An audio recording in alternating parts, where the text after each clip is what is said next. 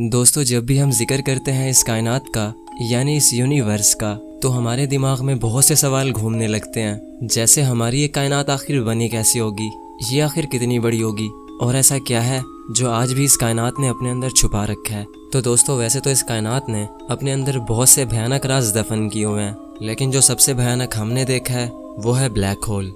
एक ऐसी अंधेरी जगह जहाँ से वापसी का कोई रास्ता नहीं। ब्लैक होल्स के बारे में हमें बहुत सी कहानियाँ सुनने को मिलती हैं, जैसे एक दूसरे यूनिवर्स का रास्ता है। यानी ब्लैक होल में जाने के बाद हम एक ऐसी कायनात में पहुँच जाएंगे जहाँ एक अलग ही किस्म की ज़िंदगी बसती है, जो कि वक्त से भी परे है। यानी वहाँ कोई वक्त नहीं होगा और कभी भी मौत नहीं आएगी। और कुछ लोग तो ये भी मानते हैं कि ब्लैक होल्स खुदा तक पहुँचने का रास्ता होते हैं। लेकिन दोस्तों, ये सब सिर्फ लोगों के मन गढ़ंत अंदाजे हैं, क्योंकि आज तक सिर्फ ब्लैक होल्स को देखा गया है, उन्हें ऑब्जर्व नहीं किया गया। जैसे कि ब्लैक होल्स में जाने वाली कोई भी चीज़ वापस नहीं आती, तो ये बता पाना मुश्किल है कि ब्लैक होल मौत देते हैं या फिर एक नई जिंदगी।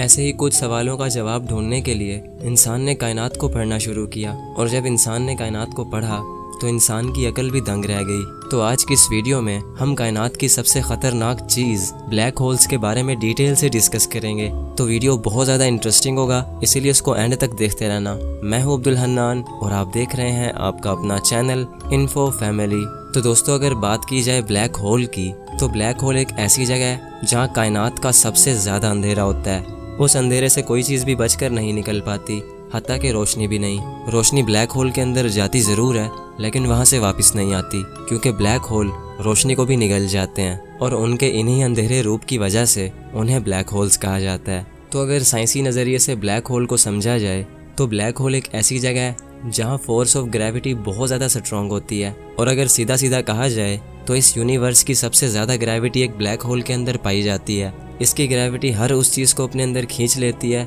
जो भी उसकी लपेट में आता है। और जब भी कोई चीज़ एक बार ब्लैक होल के अंदर चली जाए तो वो कभी वापस नहीं आती। इसीलिए ब्लैक होल को बोला जाता है the point of no return, यानी एक ऐसा रास्ता जहाँ की कोई वापसी नहीं, या फिर एक ऐसी अंधेरी रात जिसकी कोई सुबह नहीं।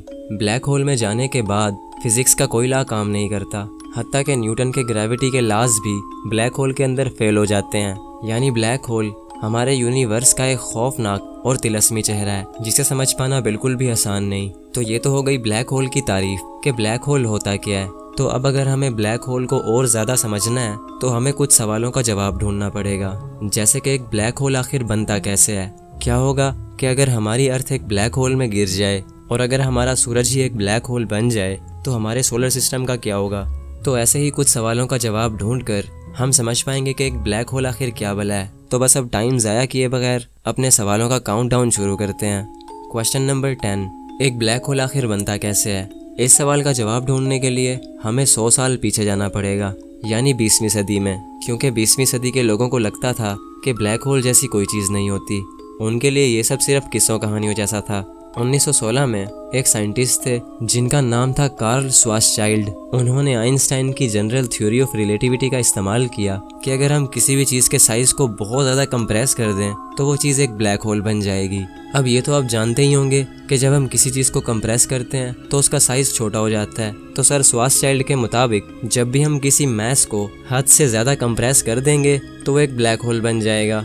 यानी अगर हमारी अर्थ के साइज़ को बहुत छोटा कर दिया जाए तो हमारी अर्थ भी एक ब्लैक होल बन जाएगी। खैर, उस वक्त तो इस थ्योरी को मजाक समझा जाता था, लेकिन जब 1971 आया तो ये थ्योरी एक हकीकत बन गई, क्योंकि 1971 में साइंटिस्ट ने इस कायनात का सबसे पहला ब्लैक होल देखा, जिसे देखने के बाद ये पता चला कि वो हाईली कंप्रेस्ड था। वो ब्लैक होल हमारी ज़मीन से 6000 लाइट ईयर की दूरी पर था। और अगर आपको लाइट ईयर का नहीं पता तो मैं आपको बताता चलूं कि एक लाइट ईयर का मतलब है जहां लाइट को पहुंचने में 1 साल लग जाए। यानी अगर एक प्लैनेट पर सूरज की रोशनी को पहुंचने में 1 साल लगेगा तो इसका मतलब है वो प्लैनेट सूरज से 1 लाइट ईयर की दूरी पर है। तो जो ब्लैक होल सबसे पहले डिस्कवर हुआ था वो हमारी ज़मीन से 6000 लाइट ईयर की दूरी पर था। यानी अगर हमारी ज़मीन से उस ब्लैक होल पर लाइट भेजी जाए तो उस लाइट को वहाँ पहुँचने में 6000 साल लग जाएंगे। और हम अच्छी तरह जानते हैं कि लाइट इस कायनात की सबसे फास्ट चीज़ है। क्वेश्चन नंबर 9, ब्लैक होल्स कितनी टाइप्स के होते हैं। तो दोस्तों, 1971 से लेकर अब तक साइंटिस्ट बहुत से ब्लैक होल्स को देख चुके हैं, जिनमें उन्हें अब तक 4 किस्म के ब्लैक होल्स देखने को मिले हैं। Miniature black holes, stellar black holes, intermediate black holes और सुपरमैसिव ब्लैक होल्स।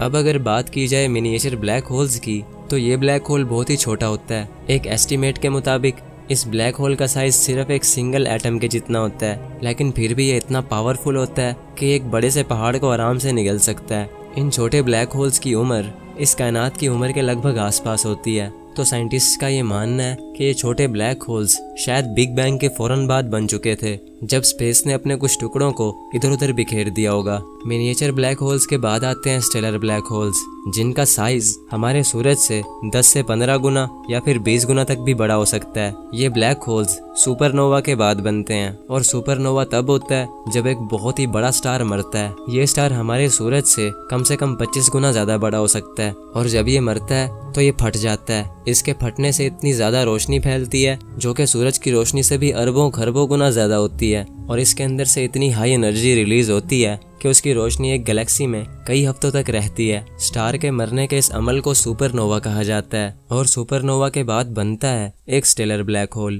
अब नंबर 3 पर आता है इंटरमीडिएट ब्लैक होल। ये ब्लैक होल्स तब बनते हैं जब बहुत सारे स्टेलर ब्लैक होल्स एक दूसरे में मर्ज होकर एक बड़ा ब्लैक होल बना देते हैं। और अब जो सबसे खतरनाक और सबसे बड़ा ब्लैक होल है वो है एक सुपर मैसिव ब्लैक होल। ये ब्लैक होल इतना ज्यादा बड़ा होता है कि इसका साइज हमारे सूरज से अरबों खरबों गुना ज्यादा होता है। ये ब्लैक होल हर गैलेक्सी के बिल्कुल सेंटर में मौजूद होता है, और ये इतना बड़ा होता है कि इंसान इसका अंदाजा भी नहीं लगा सकता। और ऐसा ही एक ब्लैक होल हमारी मिल्की वे गैलेक्सी के बिल्कुल सेंटर में मौजूद है, जिसका नाम है Sagittarius A star. Sagittarius A star का साइज हमारे सूरज से 4 मिलियन यानी 40 लाख गुना से भी ज्यादा बड़ा है, और ये सुपर मैसिव ब्लैक होल्स तब बने थे जब गैलेक्सीज बनी थी। क्वेश्चन नंबर 8, क्या होगा कि अगर आप एक ब्लैक होल में गिर जाओगे?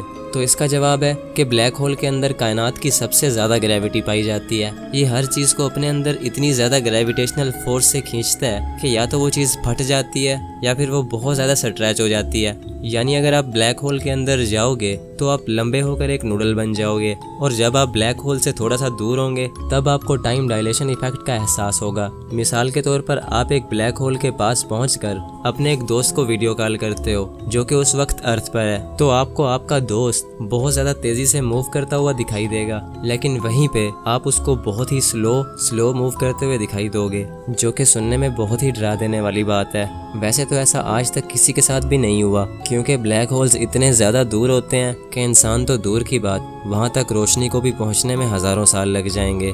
लेकिन दोस्तों, बहुत से साइंटिस्ट ने ब्लैक होल्स को बड़े बड़े सितारों को फाड़ते हुए देखा है। ये उन स्टार्स को निगल जाते हैं और उनकी रोशनी को भी खत्म कर देते हैं। क्वेश्चन नंबर 7, अगर ब्लैक होल्स काले होते हैं और इनमें बहुत ज़्यादा अंधेरा होता है तो फिर ये नज़र कैसे आते हैं? तो यार इसका जवाब है कि ब्लैक होल इनविजिबल होते हैं। ये बिल्कुल भी नज़र नहीं आते। इनको देखने का सिर्फ एक ही तरीका है, और वो है इनके इर्द गिर्द मौजूद एक्रीशन डिस्क, जो कि तब बनती है जब ब्लैक होल्स बहुत सारे स्टार्स को निगल लेते हैं, तो फिर उन स्टार्स की बची कुची धूल और गैसेस ब्लैक होल के इर्द गिर्द मंडराने लगती हैं। दोस्तों, ब्लैक होल के इर्द गिर्द तो होती है एक्रीशन डिस्क, लेकिन जो ब्लैक होल के अंदर वाला पार्ट है जो कि बिल्कुल अंधेरा है, उसको बोला जाता है इवेंट होराइजन, जिसके आर पार नहीं देखा जा सकता और वहां जाने वाली कोई भी चीज़ वापस नहीं आती। ये ऐसे है जैसे कि एक अंधा कुआं। क्वेश्चन नंबर 6, क्या होगा कि अगर हमारा सूरज एक ब्लैक होल बन जाए? क्या ये हमारे सोलर सिस्टम को तबाह कर देगा? तो इसका जवाब है कि सूरज कभी भी ब्लैक होल नहीं बन सकता, क्योंकि सूरज एक बहुत ही छोटा सितारा है। इसके अंदर एक ब्लैक होल को बनाने जितनी एनर्जी नहीं है। जब 5 अरब साल के बाद सूरज की जिंदगी मुकम्मल होगी तो हमारा ये सूरज लाल हो जाएगा और ये एक रेड जायंट स्टार बन जाएगा, और फिर आखिर में हमारा सूरज एक वाइट स्टार बन जाएगा और बिल्कुल ठंडा हो जाएगा। लेकिन फिर भी हम मान लेते हैं कि हमारा सूरज एक ब्लैक होल बन चुका है, तो दोस्तों इससे हमारे सोलर सिस्टम पर कोई असर नहीं पड़ेगा। सभी प्लैनेट्स उस ब्लैक होल के इर्द गिर्द घूमने लगेंगे जैसे वो सूरज के गिर्द घूमते हैं। लेकिन फिर प्रॉब्लम ये होगी कि हमें सूरज की रोशनी नहीं मिलेगी, जिससे हमारी अर्थ पर जिंदगी खत्म हो जाएगी। क्वेश्चन नंबर 5, अगर ब्लैक होल्स इतने ज़्यादा खतरनाक होते हैं कि वो अपने आसपास की किसी भी चीज़ को नहीं छोड़ते, तो क्या कभी ऐसा हो सकता है कि ब्लैक होल्स हमारी गैलेक्सीज को ही खा जाएं? तो इस सवाल का जवाब है नहीं। माना कि ब्लैक होल बहुत ही पावरफुल होता है, लेकिन ये इतना पावरफुल नहीं होता कि ये पूरी गैलेक्सी ही खा जाए। एक गैलेक्सी बहुत ज़्यादा बड़ी होती है और ब्लैक होल गैलेक्सी के सामने नज़र भी ना आए। क्वेश्चन नंबर 4, अगर हमारी अर्थ एक बड़े से ब्लैक होल के अंदर गिर जाती है तो हमारी अर्थ का क्या होगा? तो इसका जवाब है कि हमारी अर्थ ब्लैक होल के अंदर बहुत ही आराम से जाएगी। शुरू में तो हमें कुछ महसूस ही नहीं होगा, लेकिन हम जैसे ही ब्लैक होल के अंदर जाते जाएंगे तो हमारी अर्थ के छोटे छोटे टुकड़े हो जाएंगे, क्योंकि हमारी अर्थ की ग्रेविटी भी एक ब्लैक होल की ग्रेविटी का मुकाबला नहीं कर सकती। और ब्लैक होल में जाने के बाद अंजाम सिर्फ और सिर्फ मौत होगा। और जो लोग ये बोलते हैं कि ब्लैक होल खुदा के पास पहुंचने का रास्ता होते हैं, तो मुझे लगता है वो लोग सच बोलते हैं, क्योंकि मरने के बाद हम सब खुदा के पास ही पहुंच जाएंगे। क्वेश्चन नंबर 3, क्या ब्लैक होल से बचने का या फिर इससे बाहर निकलने का कोई रास्ता भी है? तो इसका जवाब है बिल्कुल नहीं, क्योंकि ब्लैक होल की ग्रेविटी से लाइट भी बाहर बचकर नहीं निकल सकती। तो इस हिसाब से अगर हमें ब्लैक होल से बचकर बाहर निकलना होगा तो हमें लाइट से भी हज़ारों गुना ज़्यादा फास्ट होना पड़ेगा, और ऐसा कभी नहीं हो सकता। क्वेश्चन नंबर 2, अगर ब्लैक होल्स इतने ज़्यादा दूर होते हैं कि उन तक पहुंचने में लाइट को भी हज़ारों साल लग जाते हैं, तो फिर साइंटिस्ट इतनी दूर से ब्लैक होल को कैसे देखते होंगे? तो दोस्तों इसका जवाब है कि नासा के पास इतनी ज़्यादा पावरफुल सैटेलाइट्स और टेलीस्कोप्स मौजूद हैं जो कि स्पेस में मौजूद बहुत सी चीज़ों को दूर से ही देख लेती हैं। और अगर बात की जाए नासा की सबसे पावरफुल सैटेलाइट की, तो दोस्तों नासा की सबसे powerful satellite the James Webb telescope है, जिसको शॉर्ट फॉर्म में JWST भी कहा जाता है। ये टेलीस्कोप सूरज के इर्द गिर्द घूम रही है, यानी ये हमारी ज़मीन से पूरे 1 मिलियन माइल्स की दूरी पर है, जो कि 16 लाख किलोमीटर से भी ज़्यादा दूर है। इस टेलीस्कोप की पावर का अंदाज़ा आप इस बात से भी लगा सकते हो कि ये हमारी गैलेक्सी से बाहर की गैलेक्सीज और स्टार्स को भी देख लेती है।